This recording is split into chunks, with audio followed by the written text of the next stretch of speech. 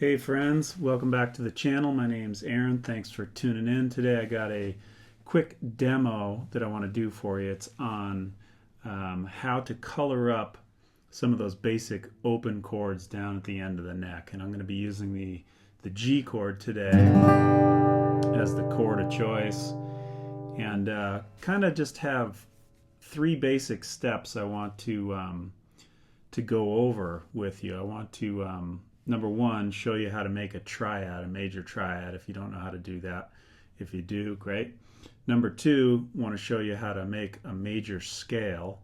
That's important because the triad comes out of the major scale. And number three, how do you kind of weave those two together for some more color and some spice. So before I get going, I'll have a link, or I'll have a couple links in the description to where you can look at the major scales, some fingering, some tabs, and maybe the triads and so forth. So you got something to refer to. And if you haven't subscribed, please subscribe to the channel. That would help me out a bit too. So, all right, without further ado, so there's several ways to play major chords on the guitar. The basic principles, there's three notes. You have this major scale, do, re, mi, fa, sol, la, ti, do. If we put a number value on that, tones 1, 2, 3, 4, 5, 6, 7, 1. And then what we do here is we take out tones 1, 3, and 5 from the scale, and we put those together. That formula gives us a major chord. In this case, it's a G major chord. We have the tones G, B, and D from the major scale, 1, 3, and 5. Again, check out the tab, and that should hopefully give you a visual on that. Now, the chords don't have to be played in that order. The chords don't have to go 1, 3, 5, because obviously we have 6 strings here. So we have a 1. When you see someone play a G chord like this, for example, we have a 1, a 3, a 5, a 1, a 3, and a 1. So it can be any combination of those 1s, those 3s, and 5s. Some of them are doubled, some are tripled. I'm going to use this one like this. I'm actually going to get rid of the 3rd. I'm going to use the 1 and the 5 only. So I'm going to have, mine's going to go like this: 5, 1, 5, 1. So in other words, a D and a G, a D and a G. And I'll put a G down here in the bass. Mute out this 5th string. All right, so I hope that's just some basic framework for why I'm doing this chord right here. Okay. All right, so the next step is, once I have my chord, I'm going to go through these scale tones of the major scale: 1, 2, 3, 4, 5, 6, 7, 1. We can do them in this octave too: 1, 2, 3, 4, 5, 6, 7, 1. Okay, I'm going to play each one against the chord, and let's listen and see if it's one of the tones in the chord already, or if it's an outside tone that gives us color. Okay, so here we go. So here's the G note with the G chord, the G note from the G scale. That's a root note. It's part of the chord. Pretty solid.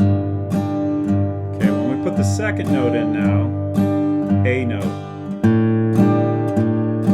to get some tension in there, and we got some color.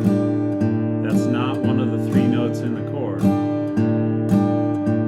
The B note is the 3rd. It sounds really nice. It's the money note. Okay, then the C note is the 4th. It's not in the chord. That's some tension and some color. Then we have the D note. That's the 5th of the chord.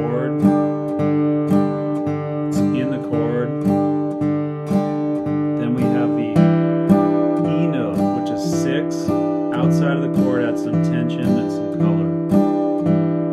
Then we have 7. Very nice. Add some nice color, some tension. Then we get home to G again. Alright, so all I did was I kind of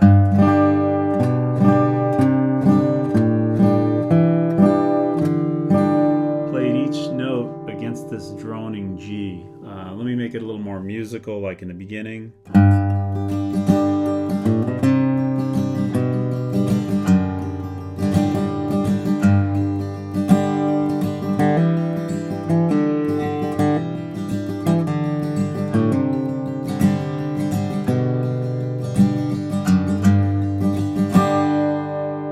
Of course, we can go up the octave on this stuff too. If we play up here,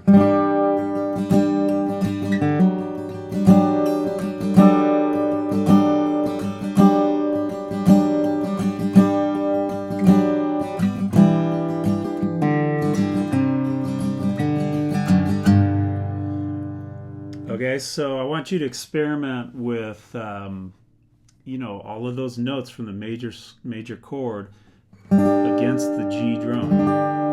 Right? There's names for all of them, but you don't need to know them. You just need to know what flavor you like. Okay, so we can do this same thing against a minor scale. If we took a minor pentatonic scale, all right, and we played that against the G, we're going to get some new sounds because that's a different scale than the major scale. Specifically, it's got a flatted or lowered 7 versus the major scale, and it's got the flatted or lowered 3rd versus the major scale. So here's the difference. Here's a major 7 from G major, very ooh-ah sounding, right? Okay, here's the flat 7 from the minor pentatonic. So that gives a whole new.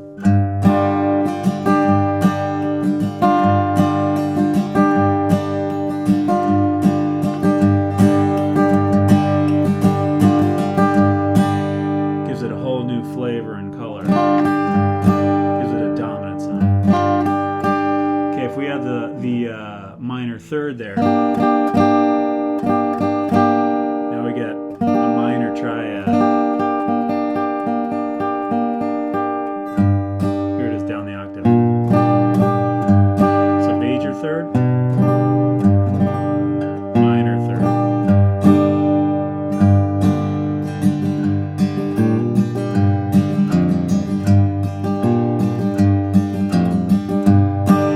All right, so now we have a different sound. So, you know, you should try to go in. You can actually use both of those. You can use major and minor sounds like.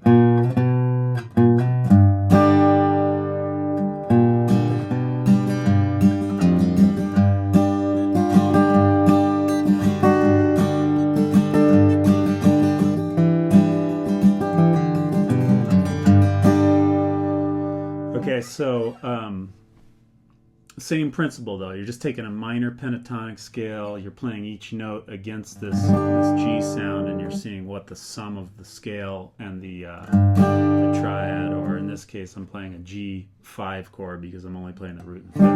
Alright, so I want you to experiment with that, play around with that. Definitely check out the links that I'm going to leave if you need to refer to some notes and shapes and things, but use your ear really. And you know, I hope that the idea here is that if maybe you're a singer-songwriter or something and you're trying to develop an intro that's a little bit more melodic than just hanging on a G chord for 8 bars, you know, you can create something new and something fun. So I hope that helps you out, and thanks for tuning in. I'll catch you guys here next time. Bye-bye.